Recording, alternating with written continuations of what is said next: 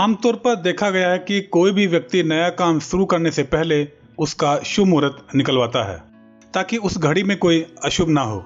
लेकिन ये शुभ और अशुभ का खेल केवल जन्म के बाद और मृत्यु के बीच के समय होता है। दुनिया का कोई भी ज्योतिष पंडित या पंडा अभी तक किसी के जन्म और मृत्यु का समय नहीं बता पाए। पिछले साल जब लॉकडाउन लगा तो इसको लेकर किसी की भी भविष्यवाणी नहीं आई। लॉकडाउन में शादियों के मुहूर्त धरे के धरे रह गए और उन सारे मुहूर्त पर अशुभ हो गया। इससे साफ जाहिर होता है कि यह केवल पैसा कमाने का धंधा है। अगर कोई भी व्यक्ति किसी की शादी या दूसरे काम का पैसे लेकर शुभ मुहूर्त निकालता है, जी हाँ, हम इसको फिर से कहेंगे कि अगर पैसे लेकर उसका शुभ मुहूर्त निकालता है और उस समय पर अगर कोई दुर्घटना हो जाती है तो इसका जिम्मेदार कौन है और इसमें क्या कार्रवाई होनी चाहिए, इसके बारे में हमने कुछ लोगों से बात की। अगर कोई भी ब्राह्मण या कोई भी ज्योतिषी या कोई भी ये जो पाखंडवाद वाले लोग हैं आपको कोई डेट निकाल कर देते हैं और उस डेट पे कोई भी अनहोनी होती है तो उसके खिलाफ निसंदेह जो क्रिमिनल ऑफेंस और सिविल ऑफेंस दोनों बनते हैं और उनके खिलाफ हमें मुकदमा दायर करना चाहिए, क्योंकि या तो उनकी जिसको वो ज्योतिषी बोलते हैं, ज्योतिषी विद्या बोलते हैं, या तो वो विद्या नहीं है। अगर वो विद्या है तो उसके कोई सर्टन पैरामीटर्स होंगे और अगर कोई सर्टन पैरामीटर्स हैं तो उस पैरामीटर्स को फेल होने पर जिसको हमने पैसा दिया है वो हमें पैसा रिटर्न करेगा, रिम्बर्स करेगा।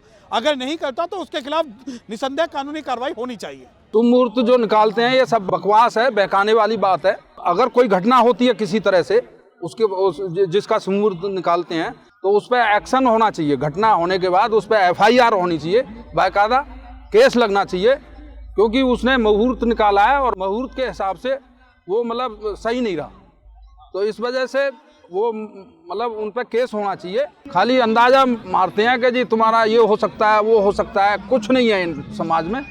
ऐसा कुछ नहीं है कि ब्राह्मणवाद जो है उनके मतलब वो लिखित रूप में दे दें कि भाई ऐसे ऐसे तुम्हारा मृत्यु उस टाइम होगी या जन्म इस तरह का होगा।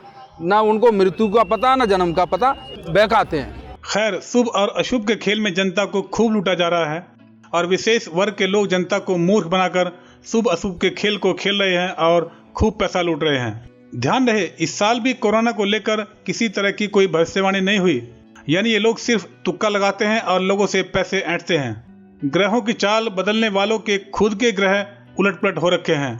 इसलिए कहते हैं दिमाग की बत्ती जलाओ और दिमाग से सोचो।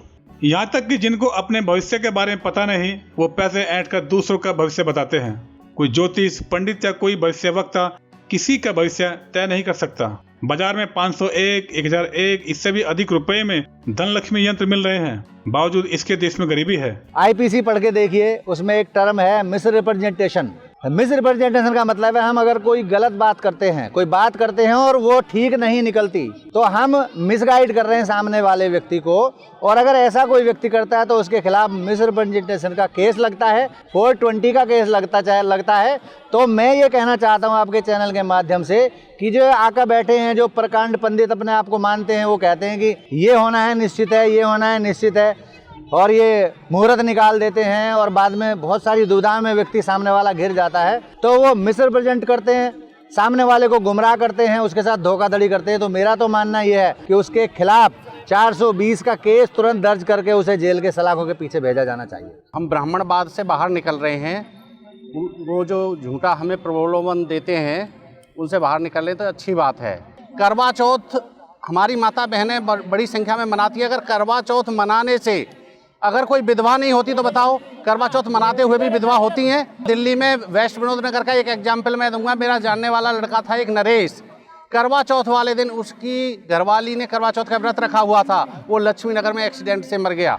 इसलिए हमारे समाज को जागृत होने की ज़रूरत है, देवी देवताओं के बहकावे में बिल्कुल ना आए। ये ब्राह्मणवाद मनुवादी लोग हम लोगों को भ्रमित करके जातियों में बांट के और सत्ता पे राज कर रहे हैं। अगर ऐसा ही होता तो देश में हर व्यक्ति अमीर होता। इससे साफ जाहिर होता है कि यह केवल नाटक है और लोगों से पैसे लूटने का तरीका है। लोगों को डराया जा रहा है और पैसा खूब लूटा जा रहा है, जबकि किसी भी व्यक्ति को इन सब से ऊपर उठकर कर्म प्रधान होना चाहिए। इसी तरह के वीडियो को देखने के लिए वीडियो को लाइक, शेयर और चैनल को सब्सक्राइब करें।